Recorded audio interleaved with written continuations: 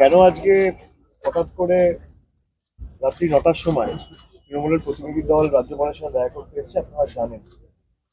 তার কারণ, যে দাবিগুলি নিয়ে আমাদের 10 জনের প্রতিনিধি দল আজকে দিল্লিতে নির্বাচন কমিশনের অফিসে নির্বাচন কমিশনের ফুল বেঞ্চের সাথে দেখা করতে গেছিল। আমি দাবিগুলোতে পরে আসছি কি দাবি ছিল, এবং সেই দাবিগুলো ইতিমধ্যেই সংবাদ মাধ্যমের বন্ধুদের সাথে শেয়ার করা হয়েছে।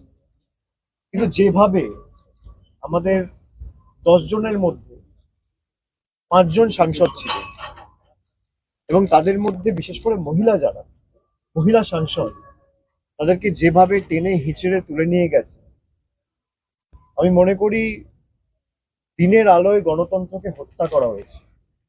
এবং সেই হত্যার মূল কারিগর হচ্ছে ইলেকশন কমিশন অফ ইন্ডিয়া। আপনারা ভাববেন আমি কেন ইলেকশন কমিশন অফ ইন্ডিয়া